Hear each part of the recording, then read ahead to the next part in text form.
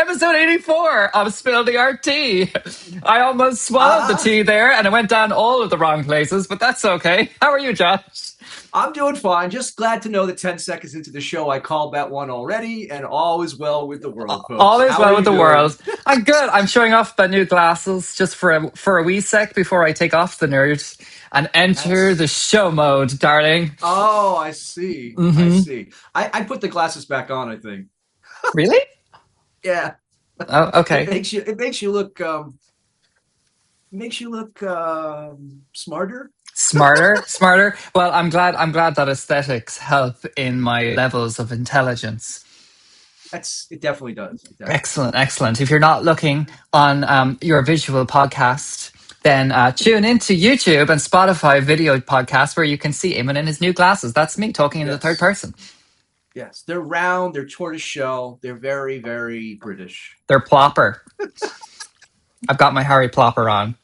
Anyhow, do you know what episode this is? This is 84, baby. 84. 84.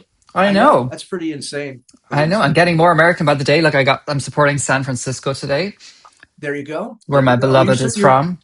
You're supporting the right part of America. You're Mm, supporting, right? The left coast. the left The coast. best coast. The Excellent. best coast. Excellent. Excellent. And you've Are moved you ready house, for the Josh? Not yet. Not yet. Nope. Still packing. Soon come. Soon Oh, come. That's why I'm very excellent. tired. It has been very tiring to do this. I'll just tell you that much. That's okay. Moving sucks. We'll bring the energy to you, and we've got all of the energy coming to you with our very fabulous guest. But we There you will go. announce that in just a moment. So, So Josh, what are we you want doing the this week? What are we covering? So this Well, week, Japanese mini truck garden contest, medieval times is Renaissance, two Haring art cars have gone on exhibit, a website translate the current time into color, and 70 used Steph Curry sneakers up for auction at Sotheby's. I don't even want to guess at the number on that one. All that and a brand new guest are up next as we spill the art tea. Welcome to ooh, episode yeah, 84. baby. 84. 84. And you know what's cool? Half of 8 is 4. That's true. And Yeah. 8 plus 4 is 12. And 1 and 2 is 3. And That's okay. I was there just you trying to be go. okay, right. Let's bring on our guest, please, so that we have a little bit of support here for me. Thank you very much. All the way from America, just where you are, it is Rosie. Hi, Rosie. Rosie Fran, how are you doing? Hi, Hello. Welcome. I'm good. I think the glasses make you look dignified and very British. Thank you, Rosie. I'm Irish, but I'll take it. Oh No, but That's he's living okay. in London. He's I'm living living in in London, London. so I have adopted London as my new home. So for the last 10 years nearly now at this point collectively. So yes. But so that's you're okay, in Rosie. disguise. I'm in disguise. Rosie, how are you? I'm good. And where are you calling in from today? I'm calling in from New Orleans, New but I'm Orleans. Oh, yes. do you know what they do the best, which I have tried cooking myself? Seafood? Nah, beignets. Oh. beignets. The New Orleans beignets. They're amazing. They're like puffs of fabulousness. They're yes, deep fried fabulousness. Yes, baby. Absolutely. Want to build a calorie intake? Have a beignet. I'm I'm here for it. I'm here for it. Well, Rosie, we have loads to speak with you about at the end of the show when we talk about what you're up to. And my goodness, are you up to a lot? So we'll talk about that later on. But are you ready to spill some RT with Josh and I? I'm ready. I don't have a cup of tea, but I can spill it all over the computer. Excellent. Please don't do that because then we'll disconnect you, and that will just be not. That just we're just not here for that. We're just not here Okay, for that. I'm ready to spill the metaphorical tea. There you Excellent, go. excellent. Josh, head us to our first story. Off we go to Japan. So I'm sure everyone has seen this truck, but probably not known the name of it. It's called the K truck, Kei. And it's the little trucks that you see that are all throughout. Anytime you see anyone in Japan, that's like the only Mm. truck they have because they have these little tiny trucks that go places. So anyhow, there's this contest where people turn the back of these trucks into mobile gardens. I just thought this was like super cool. And it's just like the Japanese gardener tending. Sorry, it was the truck garden contest. There is a landscaper, the Federation of Landscape Contractors, and they put this on across the entire country. And it's hundreds of these trucks that are turned into these little like gardens on wheels. I Well, thought that was super cool. having been to Japan and been incredibly lucky to go to Japan, these trucks are actually really quite neat because the streets are so narrow in lots of different places there. So I just having that in your mind when they're creating these really intricate designs is actually like they are phenomenal. And I've got loads to share with you. I've got loads of images of them. Would you like to Yeah. see them? Please, you should show us, because they're miniature. It's these tiny little worlds in the back of these trucks. They're really insane. So here's Okay, one. first of all, I have to Oh. say that this is the most Japanese thing ever. Yes. Of course, the Japanese are making ugly trucks into something cute. Look at this! Like, would you not want to live in this truck? Look at this Zen garden. Like, I mean, could you not just live there for the rest of your life? I could, possibly. I guess I think the trucks are kind of cute too. Like, they're rounded, they're small, they're like designed for going around the city and things. You know, like, they're not big trucks. They're not American kind of trucks by any means. Yes, they're cute Japanese trucks with gardens in the back. Love them. Look at it. Look, I mean, isn't that just so beautiful? Yeah. And it's kind of like the monasteries where they have all of their little kind of very curated sand gardens, which are also like incredible. This is kind of somewhat of an homage to that, which looks really cool. And obviously the circle, which is from the moon. There's definitely there's sun. very much a Zen garden aesthetic that is part of this, right? Because it's about the making and the stillness that comes from it and those kinds of things. I'm falling into a meditation right now. Absolutely. Don't go too deep in. We need you. Come back. Come back. Come back. I love how this brings it to the modern day, though, with the affinity pool. You know, this is like if you imagine miniature you sitting on the edge of that rock about to jump in and have a little swim with the fishies. I just feel like, you know, we're here for it. Well, I just think it's cool that, like, it's mobile, right? So you could actually have like a parade of these driving very slowly and have like a moving garden. Do they have any photos with bonsai? I'm surprised there's not more bonsai. I can't. This is what I have in my collection of assets today. But we can have. Let me have a go. I'll just go through them again and see. There was one shot of one that had like bamboo walls, and then there was absolutely this twisted bonsai tree that had been put into the back of the truck. But I will put a link in the description for you to look at all of the featured gardens, but just check that out, where you can also find links to all of our things going forward. Yes, what I'd also like to say about this, which I thought was really great, is that, you know, in Ireland, we have this thing called St. Patrick's Day Parade, and we have trucks with floats and things, and they're usually like, you know, kids' schools with their little dressed up in animal costumes and snakes, because, you know, St. Patrick killed all the snakes. I don't know where am I going with this, but this is just this is like parade on the next level. It's very like intricate and fabulous. Well, what I thought was cool was it's not the kind of thing that has to be limited to Japan, right? Like plenty of people have busted down vehicles around them wherever they live. Like, it's easy enough to transform it. You don't right? Get some potting soil and get some rocks and some plants, and then turn something that's ugly into something that looks nice. It's beautiful. That's what you need to do. That was the sweetest thing I've ever heard. You're like, it's not that hard to take a busted down truck and turn it into this amazing artwork that's like elaborate and intricate. I'm like, are you kidding me? No, this probably takes decades.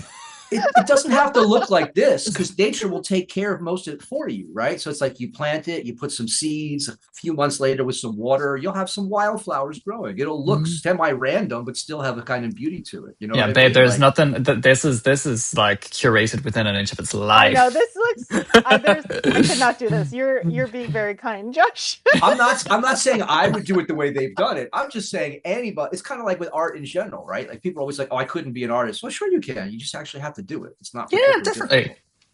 Well, I mean, that tea is definitely spilt and planted. Woo. So off we go. Do you know what medieval times is, Eamon? I'm sure that Rosie knows what medieval times is. I do know what medieval times is, but I don't know that Eamon knows. Well, now that I'm wearing my intellectual glasses, I can attest to the fact that I am a little bit informed into the medieval time. Yes, if it was based in Game of Thrones, then I would probably have a fair good idea. No. This is you ever seen the movie Garden State, where it's like actors that dress up as knights, and then they have jousts, and people pay to watch this. And so it's like, so anyhow, there's like 13 of them in the US. You eat a turkey leg. It's a turkey leg. So that just sounds American. You pay like $100 for this experience. There's 1,300 people at a time in this, right? Everybody is sitting around this giant area with the horses and the knights and the jousting and all this shit is going on. And when you come in, you get assigned one of the knights as your knight. right? So you're sitting cool. around and then you're rooting, you're drinking really nasty, super sugary alcoholic drinks, grog and these giant. It's a thing. It's a very American thing, right? And the way we talked about, right? Like we put the Sistine Chapel in a mall in New Jersey. Oh yeah. Let's take medieval life and let's put it into something we can turn into commercialized fun. I mean, right? this seems a lot more fun than the latter. So anyhow, the thing is, medieval times had died for a while. It really had, like, no one was going to see it, but now it has had a renaissance because apparently people that are your age, both of your ages, they want in-person things, right? They want analog experiences. And guess what? What's more analog than horses and knights? And are they actually like physically jousting? Is there bloodshed? It's like a show. No, it's like a show. It's silly. Okay. Well, there's some debate as to how much of a setup there is, or there is really actual competition each night or not. It depends on who you ask, what kind of. But it's not like they can't really kill each other. They're not. It's not that kind of jousting. Okay. But there is definitely like an attempt at contact. Let's say. Okay. Which horse would you go for here? I think I would go for the black and white one, like the zebra in the background there. I was thinking that one too. But I think they assign your section, and then you don't have a choice. What? Yeah, you're like cheering for whatever section you get in. I'm out.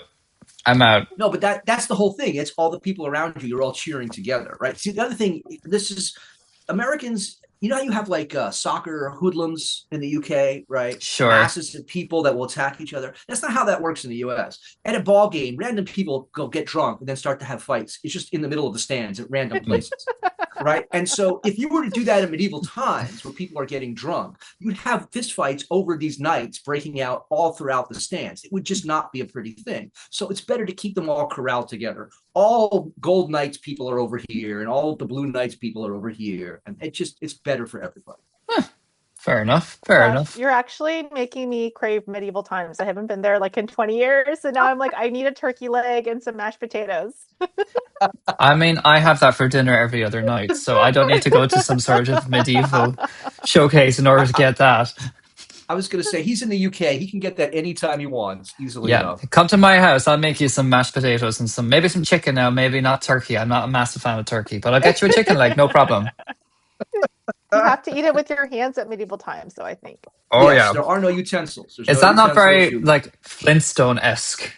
Okay. So this is an American version of what medieval times would have been. Right? Okay. There's no extras like with the Black Plague, you know. Okay. I'll stick with the Flintstones because that was fun. Yabba dabba doo! Isn't that what they did? We'll put a link below to Garden State. Take a look at it. You'll see because one of the guys who's a knight. It's I don't want to give it away, but it's a pivotal scene in the house in the movie. It's very funny. That's all. Okay. You can send me a link to pop that in there because I ain't going looking for that, babe. Okay, fair enough. Cheers. So that was. Right, I hope you enjoy your medieval night out. That was that. Okay, so when you think Keith Haring, what comes to mind? Color, graffiti. Absolutely, right. Like, what do you think, Rosie? What do you remember of Haring? What comes to mind for you? When I think of Keith Haring. Are you familiar with Keith Haring? I don't even know if I know who that is. I'm sorry. So here's an education. That's ideal. Keith Haring was a very, very well-known public artist during the 80s. He did, I don't even know, like 30,000 subway drawings. They would have these glass cases in the subway, and he would basically, it was like they were empty. Okay, I know black. now that you've shown me the photo. Right, and then he would draw, and that's how he became famous for that. But people forget that Haring actually did other kinds of art, including several of these art cards. And so for the first time in literally a number of decades, they went on view last month. And I just thought it was really cool because when we think of Haring, I think we always think of like the child, the creatures, like the various things he would draw, but they're always on flat surfaces, right? Like pictures or on T-shirts, because he had his store, he had sold all kinds of textiles. This was a completely different way of presenting Haring's work, and I thought that was kind of cool. No, I think I'm looking at it. Oh, sorry. I was just looking at his artwork and recognizing it. Yes, I think I've seen some Haring. Yeah, I guarantee you, it's been all over the world. I mean, it is one of the most, and that part of it was because he was not anti-pop when he was alive. He was the opposite, right? He was trying to sell. He was trying to make his work go as far and widely as possible, and so it did. And to the point that I think people forgot that he worked in other kinds of mediums, like these art cars. Like I said, I just thought it was kind of cool. And with the theme of the truck gardens, I was like, oh, that's another vehicle, another way of turning Another car. People, well, because it doesn't have to be a working car, right? Yeah, it's yeah, a yeah. canvas. You can do what you want on it. So I know there's only 2 showing in this exhibition in New York, but are there other cars? I think there's a total of 4 or 5 altogether. Okay. There are not very many. I do love the car in the background there that you can see. What's that? Would you call that a Buick? Is that what you call that? I don't know. Some sort. It could be a Buick or a Chevy. It's definitely something from like early '60s. I just love the color in it. Whereas he kind of just played into the whole camouflage really with the 4x4, and he kind of like brought that forward. That's cool. Would you like to buy one of these, Rosie? Would you buy one of these if you had like endless amounts of money? Would you buy one? I would not. I would be too scared someone would crash into it. That's okay. You'd have lots of money. Get it fixed. This is the kind of thing that like you would like literally put someplace like any other kind of 3D art, right? I don't think people would actually drive them. I think it would be more like a piece of art on display. I feel like I'd like to drive around in it and just I'd be the coolest person in all of the world. There's an artist, I forget the name of the artist, at Dia Beacon in New York. It's these huge, giant, crushed vehicles that have been like raised up and then dropped down and slammed together. And so it needs like a huge space to display them. And it's like dozens of cars that have been slammed together and turned into these giant sculptures. It's pretty insane. That's cool. I have a bunch of people in my neighborhood that have jalopies sitting out front of their house. So if they could just paint them and make it into artwork. Paint it, add a garden, you got beauty all around you. Very exactly. Simple. Turn your dead car that you need to get repoed into artwork. Yeah, absolutely. We're starting a trend. I mean, well, the thing is, right? That was the whole point of what Haring was doing. That was back in the 80s when we were doing throw-ups. The point wasn't to just do tags. It was to take things that were ugly and to make them look better, right? Like if you have to live around walls, at least make the walls look nice. It's not that complicated a thing. If there's busted down cars, that's going to be busted down cars. They don't have to stay busted down and ugly. You can make them busted down and pretty. That's the nicest, sweetest thing I've ever heard. Oh, he says all sorts of sweet things most of the time. The only thing I care about is trying to like make the world better than I received it. And like as an artist, there are very few ways you can actually do that because most of the time people don't pay attention to us whatsoever. But you can certainly like change the environment and people will respond to it. That's what I know about graffiti. I'm like, can you do graffiti art if you're going to vandalize? Sure, because murals go up all the time. Absolutely. Instead of like lick my balls or whatever weird thing. Yeah. I mean, if you're just generally, if there's a little level of intention to it, then it's like, yeah, cool. If it's just like, oh, lick my balls. I've seen graffiti that says, F you and lick my balls. I'm like, can you make that at least artistic looking? I am not suggesting that all graffiti writers are trying to make murals by any means, but you'll find that there often are muralists to go over on top of stuff like that, precisely because, right, a bunch of tags and things are just people being stupid, whereas we can make art out of that wall, and then it's something that people will enjoy walking past.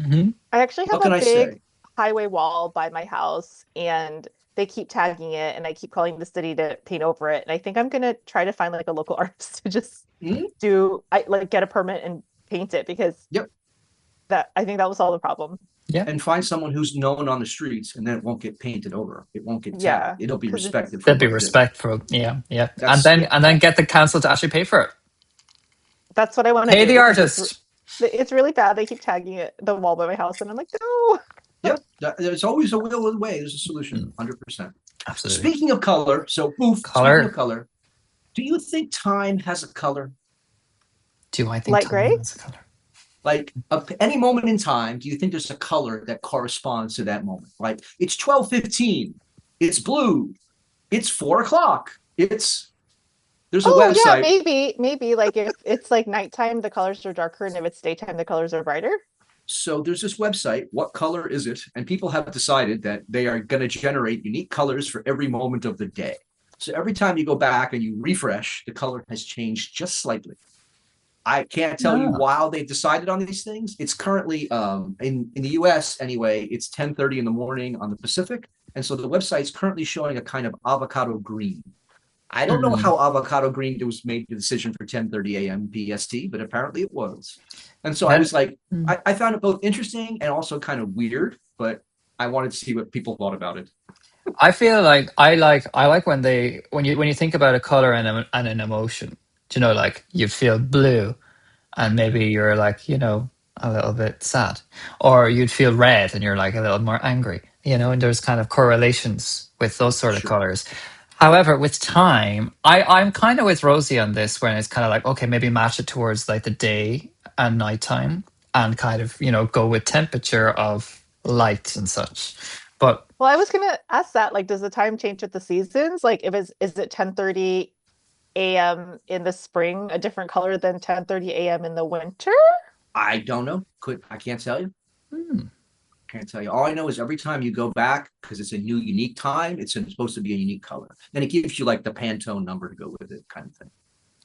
Excellent. And does it change every second or every minute? Well, every time you refresh, right? So I guess basically every second, because you could technically refresh. I mean, I don't know, when I refresh, it usually takes a couple seconds, and then like the color has slightly changed again. And so, like I say, it's in the middle of greens right now. I don't know why it was green. So are they just like, so like they're obviously using a hex number there. So it's kind of like they're probably just going like up one digit every second or so. Could be. Honestly, I have no idea. The whole thing it's the kind of stuff that just shows up on the internet, and it's just like, why does someone do this? Well, just because we can. That's why. The magic of the internet. The magic of the internet. Back in the early days of the interwebs, this kind of thing was very common. You would like stumble on stuff and it would be like, there's just a countdown on this page. How come? No idea why. What's it counting down for? No idea. What happens when it counts down to 0? No one knows. Let's see what happens. Like, so on an article writing about this, they were like, oh, is this the digital Rothko? And I'm like, oh dear. Like I said, to me, it just reminds me more of 1998. And this was the kind of weird things that you'd find at 2 a.m. when wandering on a Yahoo browser. Yahoo! Who uses Yahoo?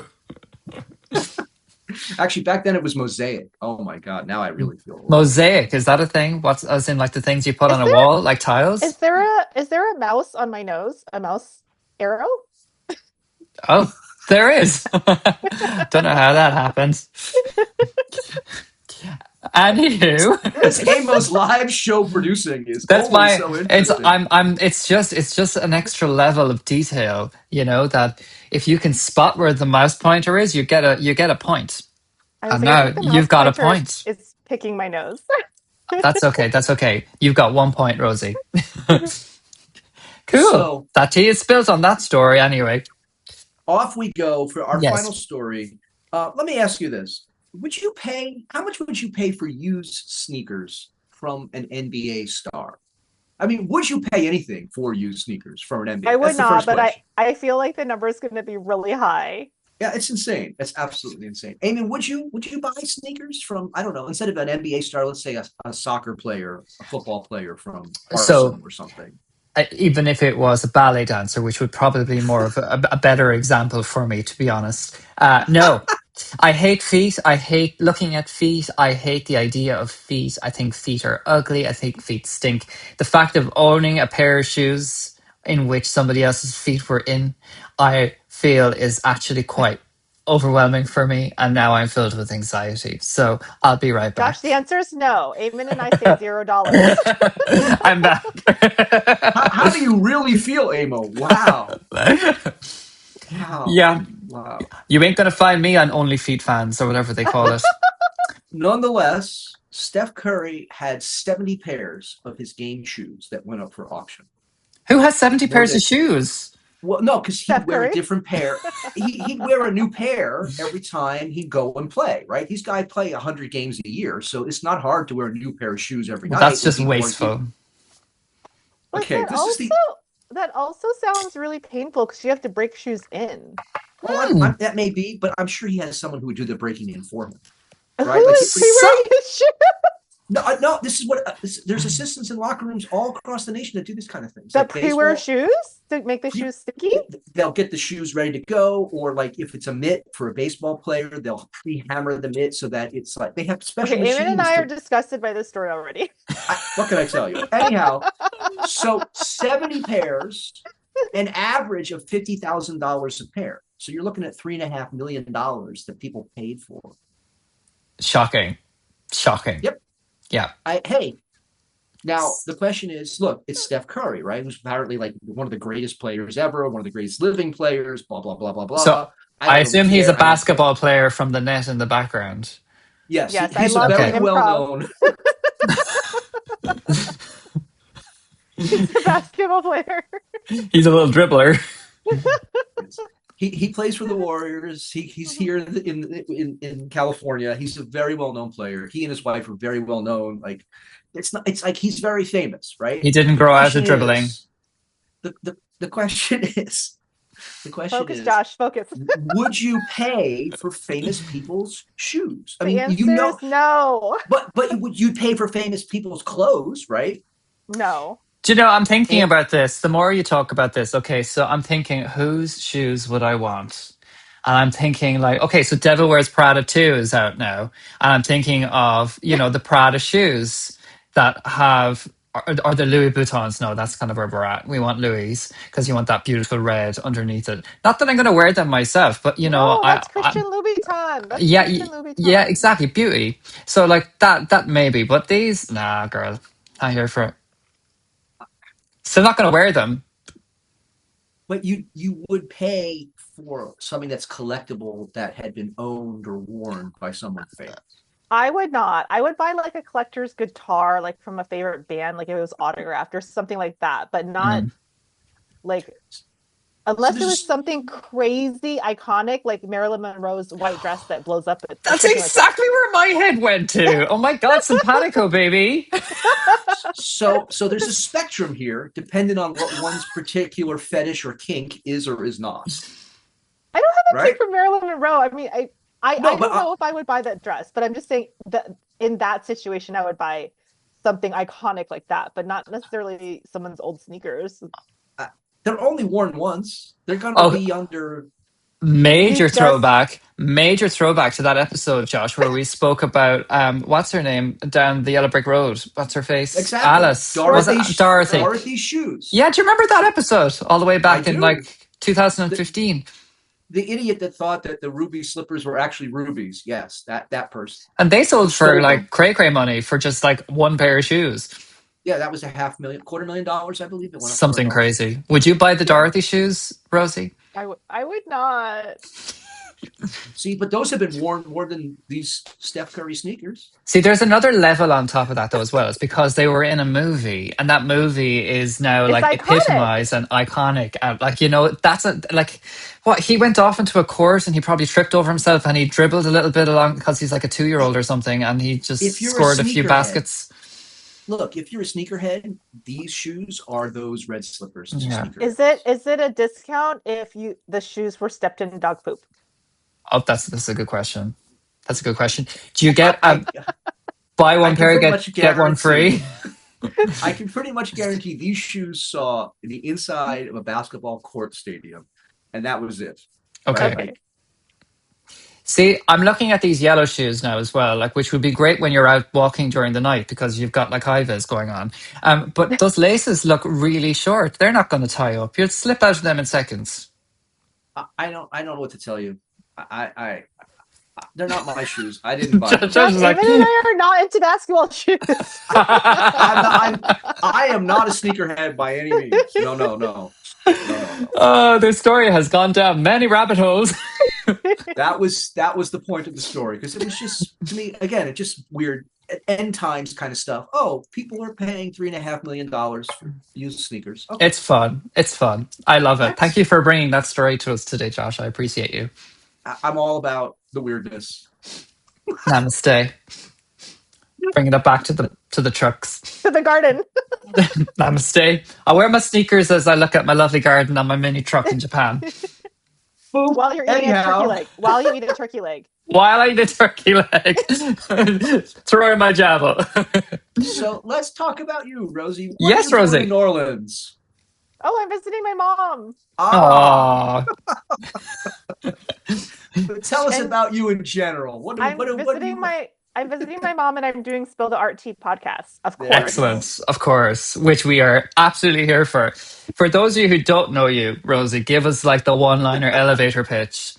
The elevator pitch. I'm a stand-up comedian and podcaster, and watch my show Rosie Tran Presents on Amazon Prime. It's me interviewing 10 comedians. It's basically the show is focused on diversity in women. So there's I have international comedy, Latino comedy, Asian comedy, Wicked Women, and Open Mic Night, which is up and coming comics. So I interview them and get to know them, and then they do stand-up comedy, and they're hilarious. Cool, deadly on Amazon Prime. It's on Amazon Prime. Um, so we're distributed in most English speaking countries. I think you can get it in, actually, I know you can get it in the UK and Ireland because actually the UK is our number one viewership.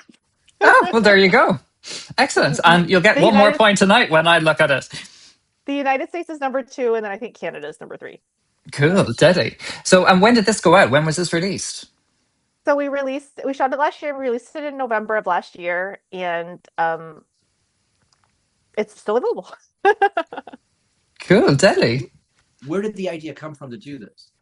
So I actually came up with the idea like 8 years ago, and the idea came from I wanted to do an all girls comedy tour with me and my three girlfriends, and I started to book out the tour, and I got the meanest, nastiest messages from comedy clubs and other things, just really misogynistic. I got messages from people saying, I think you're hilarious, Rosie, but nobody wants to see funny women.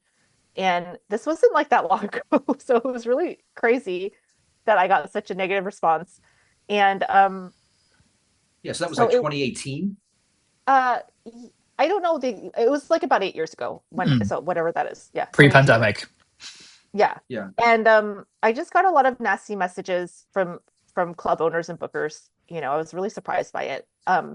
So I kind of logged the idea in the back of my mind, and then it just kept festering, and I was like, I have to do this. I want to do it I thought of creating it as a show first, a television show before a tour. And we're going to go on tour. Hopefully we just signed with the Rosie Tran Presents brand just signed with a touring agent this year. So hopefully we'll be able to go on tour with it. But I just wanted, so it started out with me wanting to represent women, and that I have that episode, Rosie Tran Presents Wicked Women of Comedy. And then I was like, well, I also want to represent other underserved voices and show that, there's other funny people Yeah. that maybe Cool. aren't getting a platform. So Yeah. Deadly. Amazing. So, like, are you a comic yourself as well? Do you do a lot of stand-up comedian stuff yourself? I do a lot of stand up on my show. I actually don't do stand up. It's all about featuring my funny friends and colleagues. I didn't, even though it's called Rosie Tran Presents, I didn't want to make it about me. It's more about featuring talent that I have, people that are colleagues that I've worked with that are just absolutely hilarious and aren't getting the voice that they deserve. So Yeah. Amazing. To me, that's the best middle finger. When you have pushback, is you make it anyway. You're not going to regret making it. You're going to regret not making it, right? So, absolutely. yeah, and it was just such a passion project. It was the first project I've been doing stand up for 24 years, and was the first project I ever did that I didn't care what the outcome was. I just wanted to do it because I really believed in it and was very passionate. There was no like other incentive other than just to make art. I guess, like you said, Josh, to make something that I was really proud of. Right. And it's such a cliche and it's such a trope to say, when you put your passion into something, it doesn't feel like work, but it didn't. I had such a great time. It just felt like me having a blast with, hilarious, funny people. And some of the interviews actually get pretty deep, and some of them get, really dark, actually. A few comedians talk about relatives that, have passed away and deaths that have happened to them that inspired them to be who they are. And the interviews are really good. There was a couple tears and then a couple tears behind the scenes that we didn't capture, but I was like, oh, I wish you would have, it's tough. It's like people are talking about really personal stuff. So yeah. Well, kudos to you for making that happen. That sounds like an amazing journey as well to kind of come to realize what people could bring out, and you did it, which is amazing. Yeah, but for us, we always try to keep it light, right? So to have that kind of format and programming would be, for me, certainly very difficult. I don't know that I would. I don't know if I could have those kind of interviews on camera. So I give it to you to be able to do that. Well, some of the interviews I didn't know were going to go there because I was just trying to be authentic and interview people about how they got into stand up or what their story is. And naturally, because we're human, sometimes heavy stuff is in there. That's also a testament to people being comfortable around you as well, and being able to kind of like open up and be themselves around you. And even when there is a whole film crew around, to be able to get people to draw out something special and something that's meaningful to them is like, it's really, really great that you could do that. Amen. It's a blessing and a curse. People tell me all sorts of stuff. I have what they call a trustworthy face. Okay. People just come up to me like at the grocery store and just like tell me their life secrets. It's crazy. But the truth is, though, that visibility creates more visibility, right? Like if you want space, you have to be willing to put elbows up at the bar and create that space. No one's going to do it for you otherwise, right? And you're doing it not just for you, but for others. And that's for as like we have our collective is all about empowering people, right? It's about trying to help people and expand what they do, not for profit, but just to be able to have a presence in the world. And that the only way that happens is people committing to making it happen. Yeah, that's important. I know you guys don't pause. My doggie's like crying. Can you guys hear her? No. Okay. No. She's like behind me whimpering. I'm like, ah. Your doggie is whimpering at this beautiful story. She's standing behind me whimpering. I'm like, oh my gosh, I hope this isn't ruining the podcast, but I guess you can't. Not at all. Not at all. She's bringing an element to the story. It's great. I love it. I'm here for it. So are there plans for a season 2? So we don't know yet. So the best thing right now is just if you enjoy the message or want to learn about diverse comedians or different comedians that might not be in the mainstream to watch the show, support the show, leave a 5-star positive review, and we'll see if Amazon Prime wants us for more. Yeah, nice. Of course. I suppose that is you need to show proof that you're like, oh, well, this actually resonated and people watched it. Someone cares about it. Yeah, exactly. Yeah. Well, you've heard it first from Rosie herself that you must go watch it on Amazon Prime, which we'll put a link into the description below, and you need to give it a rating, even if you don't like it. Just rate it up anyway. Leave a comment, as we say all the time here at Spill the RT. Just be nice. Leave a positive comment. Yeah, it does. Yep. It doesn't hurt to be nice. It doesn't hurt to be nice. There's leave also a comment. 10 different comedians, and they're all super diverse. So I would say that if you don't find someone you like on the show, then I've completely failed because they're so different. Everyone's so different. And I just had a colleague watch it, and she said this amazing thing. She said, she would watch the interviews and then watch the stand-up. And she's like, the people that I thought I would really like, I actually didn't like their stand-up. And then the people that I thought I would really not like, I actually really like their stand-up. So someone's personality in an interview can be completely different than their stand-up. Yeah. So it was interesting. And is the format so like you have an interview and then they have what? How long do they have in their stand-up then? If they a certain time limit or what's the format? So the interview is about 10-15 minutes, and then their stand-up is like 10 minutes. Okay, cool. Yeah. Very good. Excellent. It's like, do you know that series Laugh Out Loud that Amazon did? It's the LOL. I think so. It's kind of like that, but just for female comedians, which is kind of cool. Oh, female and diverse. Oh, is LOL just female comments? No, it's like it's all different types of comedians, but they're locked into a room and they just have to try and not make people laugh. So but they're all comedians and they can't make people laugh. That's the game, even though they're comedians. Yeah. Okay. Yeah. It's kind of a game. I'll have to watch it. Yeah. I thought it was something else. Yeah. I don't know why I said that, but anyway, there you go. It's the kind of thing I wouldn't recommend watching while sober. No. Take a shot every time somebody laughs. You will be absolutely pissed. That means drunk. That means drunk for our US listeners. Yeah. Hammered. Do you get hammered? Is that a term over there in the? That is a term. Oh, it most definitely is a term. Hammered. Okay. Yeah, getting trashed. I'm rarely trashed these days. I'll tell you that much. Anyway, I need to go back to my youth. Go back to my youth, Josh. You got to find a local, and you got to go to that local. We have a local. We go there for our burgers and beers on a Monday. So that's gone now. We have a whole week before that happens again. Anywho, that's not Rosie. You can what? You can go out more than once a week. Just saying. Okay, I'll try my best. I'll gear myself up. My social battery needs to be recharged, you know. Anywho, Rosie, tell all of our viewers and listeners, how did they get in touch with you? Where do they find all the information about you? Yes, they can go to my website, rosietran.com, and I'm sure you guys will have a link, but the spelling is exactly as it sounds, Rosie Tran. Excellent, cool. We'll put all of that info into our descriptions across all of our media platforms, and we are so happy to have you on with us, Rosie, today. Thank you. You've been an absolute pleasure spilling the tea. Thank you so much for letting me spill the tea and talk about fun gardens and cars and other artistic things. Don't forget to have your night out. Huh? I might go to medieval times. I might. Josh has inspired me. Have a great night out. You're in New Orleans. You should go to like Commanders and like have some brunch and like. No. When I go back to LA, I'm going to the medieval times in Orange County, Josh. Perfect. And I'm going to be yelling at whatever night I get. Excellent. In honor of you guys. I'm going to be yelling in honor of you guys, and I'm going to make a clip. I'm actually going to do this. It might not be right away, but I will do it when I get. Do tag us in it. We'll share it across all of the media, and then we'll have you back on for a follow-up. Absolutely. You can be our eyes on the ground for that. Okay, I will do it. Not right away though, because I have a senior doggy who's needs help and I need to get a pet sitter. But I will go to medieval times because you guys actually. I was watching that clip and I was like, I kind of want to go to medieval times now. Excellent. Love it. Living it. Well, we can't wait to see that footage. Another mind corrupted. Yes. Oh, dear Josh. 84 episodes in, you've probably corrupted most of humanity at this stage. But that's okay.